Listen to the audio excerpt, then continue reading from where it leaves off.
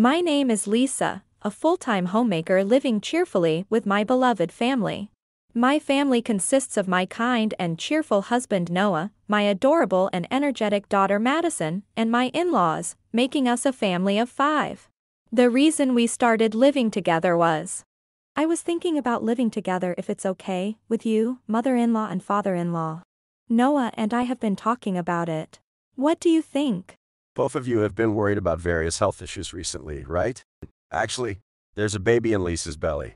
So, we want you, Mom and Dad, to be with us to see this child grow up. What do you think?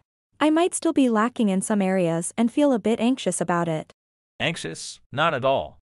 There couldn't be a more wonderful offer, right, Mom? Absolutely. Thank you, Noah and Lisa. We would love to join you. After such conversations, we began living together to make it easier to support my in-laws. They have been talking to Madison since she was in my belly and have cherished her since she was born. I am very grateful to my in-laws for this, and we were happily spending our time as a family. Then, one day... Hey, here we are. Huh? Was this house always this clean? Welcome, Hoyt and Marlis. It's been a while. Huh? You're still here? Cozying up to his parents and cleverly settling in, huh? Seriously annoying. Probably just sweet-talk them into it. Ahaha. Is there something you needed today? Just be quiet, you're in the way. If it's this clean, well, not bad. Yeah, even the water fixtures are cleaner than I thought. I'm sorry, did you say something? It's none of your business, so don't butt in. Well, we're leaving for today, but next time we come, make sure you have tea and snacks ready. Like, fancy snacks, and some to take home too. These people are Noah's sister, Marlis, and her husband, Hoyt. For some reason, they started visiting Noah's parents' house several times during the day when Noah was not around. It was odd because they hardly ever visited before. Moreover, they didn't seem to get along well with the in-laws. I had no idea why they were both visiting on another day. And that's what's been happening. They've been looking around the house. Maybe they're just checking out the renovations we've done. I don't really understand why. I'm not home because of work, and they don't talk to Mom and Dad either, so why do they come? Anyway, if you notice anything else concerning about my sister and her husband, let me know right away. Actually, it turned out that Marlis and her husband Hoyt had previously taken things from the in-laws' house without permission and sold them. Marlis was always out and about and had been quite a handful in the past. Knowing this history, even though nothing had happened yet, I was still feeling uneasy. A few days later. Hey, is it true that Noah's take-home pay is just 100,000 yen? I heard it by chance. Honestly, I'm shocked. You're here again, sis. Who told you that anyway? Well, it's true that I'm getting 100,000 yen as my salary. It's unbelievable to have such low wages these days. I'm shocked too. And with that income, Lisa, you're a stay-at-home mom? That's even more unbelievable. We're not having any trouble living our life. Besides, spending time with Madison is more important to me right now. Marlis and her husband brought up Noah's income, which they had somehow heard about. When I mentioned we weren't struggling in our lifestyle. You're just living off your parents-in-law's pension and savings. Saying spending time with your child is important as an excuse to just play around, that's unbelievable. Excuse me? There's no way you can live on such a low income with a stay-at-home wife. So, basically, you're leeching off your parents, huh? We're living on our own money, but... Then you guys are real parasites. I don't get what you're saying at all. First of all, Don't you think it's unfilial? Being married and all. It's just the worst. So, we'll move into this house. You guys need to leave immediately. You have 2 weeks. If there's even a little bit of stuff left, then we'll sell everything. If you don't want that, make sure you clear out everything properly. After saying that, Marlis and her husband Hoyt left. I discussed everything with my in-laws and decided it was a good opportunity to execute a certain plan. Then, on the promised day 2 weeks later, Marlis and Hoyt arrived at the house with carry-on bags and other personal belongings. Hurry up and say goodbye to this house. Thanks for everything until now, huh? From today, this is our house. The in-laws will thank us for kicking out these freeloaders. become our house? but there's no furniture or anything left in the house. Absolutely nothing. How do you plan to live here? Besides, we've already sold this house, so you can't live here. What? What are you talking about? You guys just need to take your personal belongings. Yeah. We've got to take care of the elderly from now on, right? Get it and put all the necessary furniture back in its place. We are moving to a house we built nearby with Mom and Dad. It's the big new house in the neighborhood that everyone's been talking about. What? You mean that huge house? We had to build a new house because just remodeling had its limits. Mom and Dad wanted to stay in this house full of memories. So, we all continued living here, that's all. Your take-home pay is supposed to be only 100,000 yen, right? I saw the passbook in your room. It's only 100,000 yen deposited every month. Don't tell me, your wife's family is rich? Like a corporate president's daughter or something? If that's the case, build us a house too, bigger than yours. My family is just an ordinary household. And, by the way, Hoyt, you were guarding me weirdly. When you deliberately talked to me in the kitchen. That's when you went snooping, Marlis. What's wrong with a sister looking at her brother's passbook? Anyway, you can't buy a house on a monthly income of 100,000 yen. It seemed unbelievable to Marlis and Hoyt that Noah could afford such a large house on a monthly income of 100,000 yen.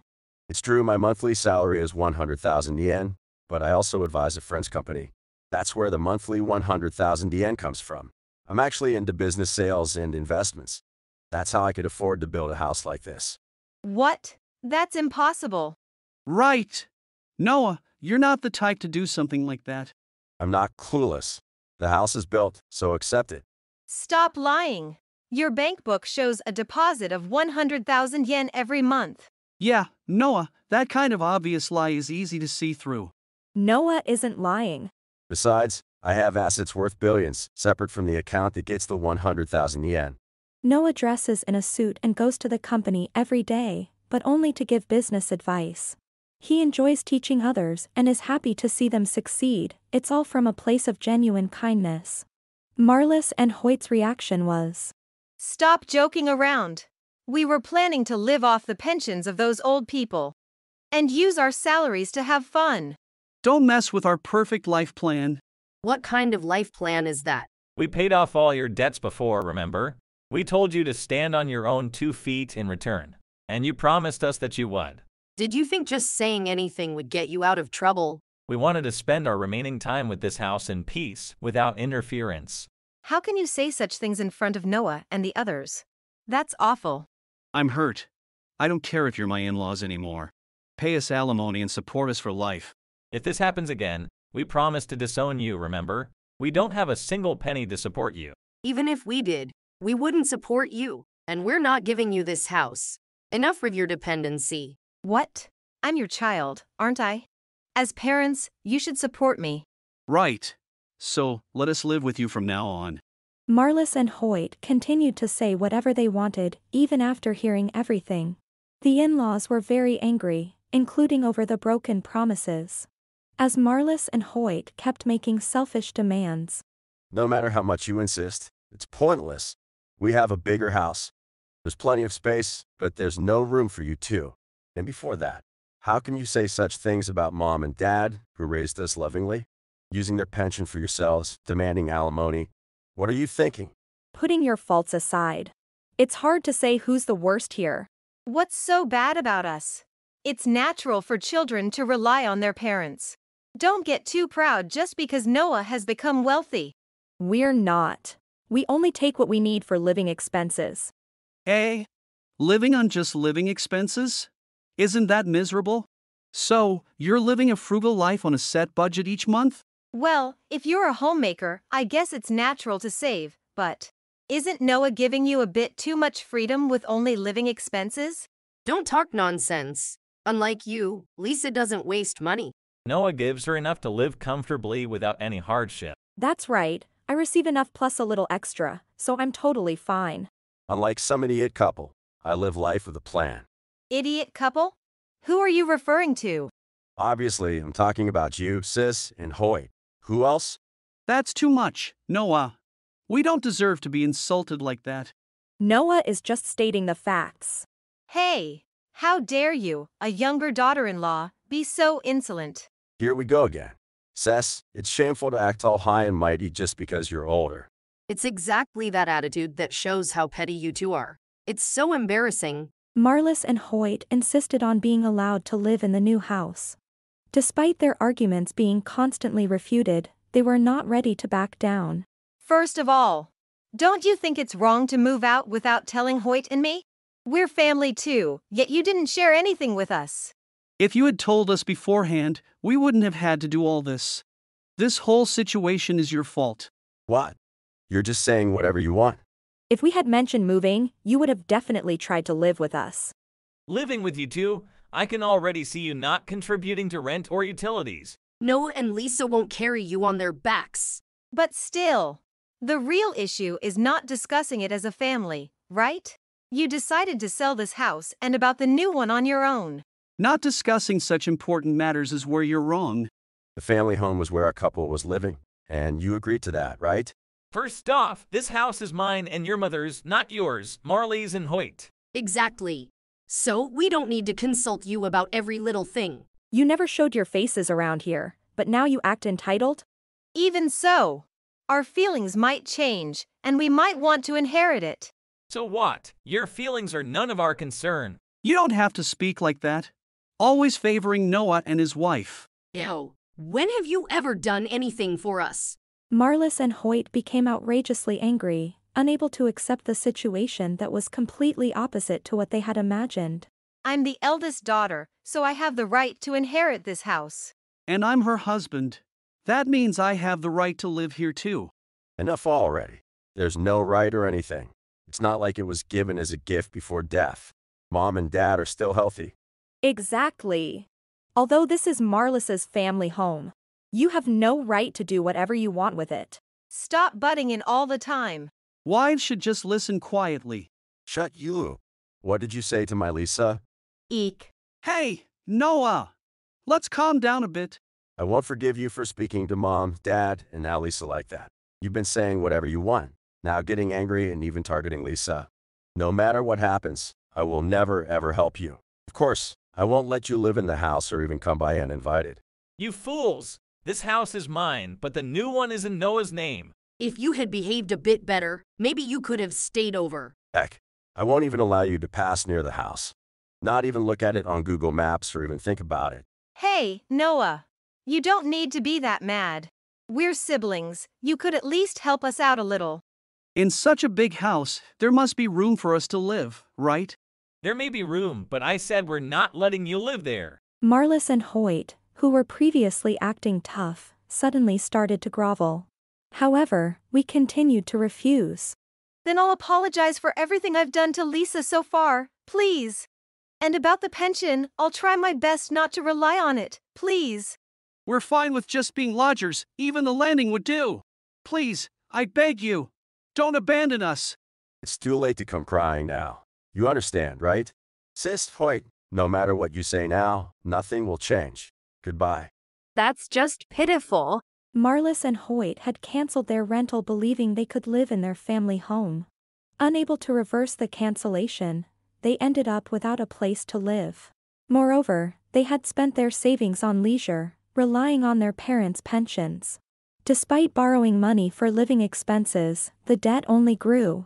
Living in a business hotel for a while, they found it inconvenient and began to look disheveled. The unfamiliar beds didn't help with their fatigue, gradually impacting their work. Hoyt was fired due to a major mistake, and around the same time, Marlis, due to her lackadaisical work attitude, was deemed redundant and also fired. All they were left with was their debt and unsellable clothing. They lost their home, social security, and family, leading a nomadic life with only time on their hands. Noah's anger must have been frightening, as they never once approached the new house. Meanwhile, our family. Today's weather is so nice. It's warm by the window. It feels good to be in the sun. It's warm in the sunlight. Being in the sun is good for the body. Today is perfect for basking in the sun. It's nice to relax like this without going anywhere. Yeah, it's somehow happier when we're all together. Okay, everyone, the tea is ready. We had moved into our new home and spent our weekends relaxing as a family. The old house we sold now had new occupants, a family of 4 with 2 children, a boy and a girl, who seemed to get along very well. Perhaps Noah and Marlis were like that as children. I had such a thought for a moment. Even families raised in the same environment can end up differently. I hope our family continues to live happily, avoiding such a fate. Watching my family's happy faces, I feel warmth in my heart, wishing for our continued happiness. If you enjoyed this video, we'd be thrilled if you subscribed to our channel. Subscribing means you'll receive notifications for new videos, keeping you in the loop with all our latest content. Your support is vital to our growth. Let's enjoy and grow together.